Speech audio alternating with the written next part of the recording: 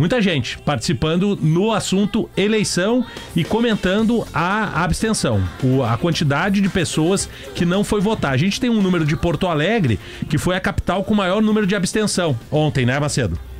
Mas teve gente em outras cidades dizendo, olha, eu trabalhei como mesária e foi um movimento bem baixo no domingo, abaixo das outras eleições. 31,5%. No restante do estado, a média foi 23%.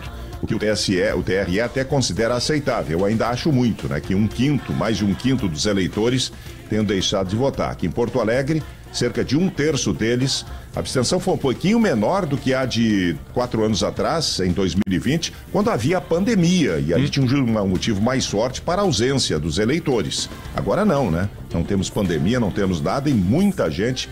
O número praticamente se repetiu. Se naquela foi 33%, agora foi 31,5% de ausência na eleição de ontem. O número é tão expressivo que superou o total de votos do candidato primeiro colocado, o Sebastião Melo. Então, na eleição de ontem, primeiro lugar, abstenção. Segundo, Melo. Terceiro, Maria do Rosário. E claro que esse número superou o dos demais candidatos, né? Rosário, Juliana Brizola, Camozato, enfim. É um número muito expressivo, né? Um desperdício muito grande de votos, né, Tiago? Por algum motivo as pessoas não estão se interessando em votar, né? Mas o pessoal traz essa relação, tá? Mas a gente também lembrou que o dia ontem também foi um dia que o pessoal que tinha alguma outra coisa pra fazer acabou fazendo, né, Marcelo? Mas se o pessoal tivesse interesse em eleição, iria pra eleição.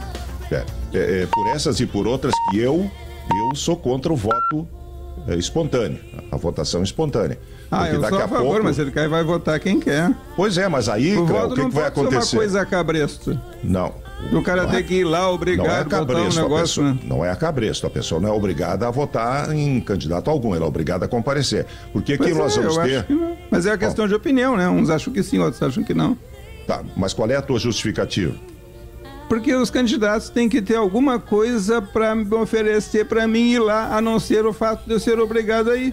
Bom, não tem os candidatos teriam que fazer com que eu me interessasse por política. E o que tem de bom para mim me interessar por política hoje? Eu acho que nós temos um país que ainda carece de educação, ainda carece de formação como de cidadania, e se a gente deixar a votação espontânea, o que vai acontecer? A eleição ficará restrita a grupos mobilizados e nós corremos o sério risco de repente, esses grupos que no dia a dia não representam a vontade da população, imporem para todos os demais as suas ideias, os seus pensamentos. Esse é o meu medo, que pequenos grupos passem a dominar as eleições, porque são mais organizados e não representando necessariamente o pensamento da maioria. Bem ou mal, assim as pessoas ainda vão e impedem que esses grupos, daqui um pouco religiosos, políticos, seja lá o que for, imponham a sua vontade como vontade de todos. É o que eu penso. Um país que ainda carece de educação, ainda carece de cidadania, ainda não está preparado para o voto espontâneo. É o que eu penso, né? Bom, respeito a opiniões em contrário, tem muita gente, inclusive o prefeito de Porto Alegre disse ontem que é favorável ao voto espontâneo.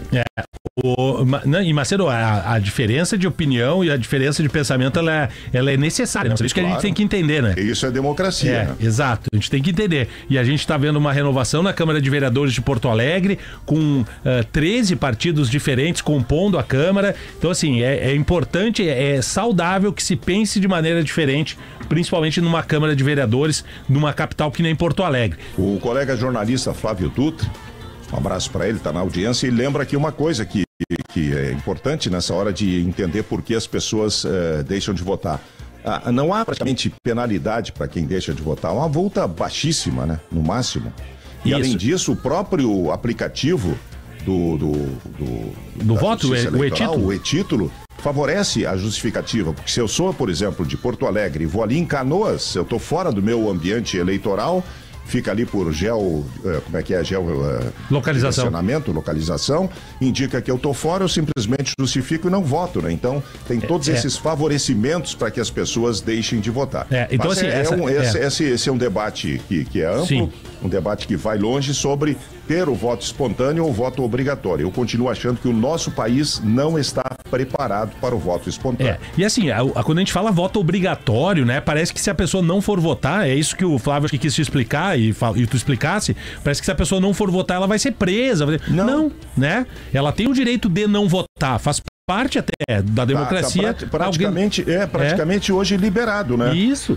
Porque se tu vai pagar uma multinha, que é no pior caso, que é o de não justificar, isso tu pode justificar saindo da tua cidade, né? Sem explicar o motivo, alguma coisa assim, tá muito claro que... Obrigatório não é. A porta que não é mais obrigatório. Ele continua sendo para efeitos legais, mas do ponto de vista prático, né?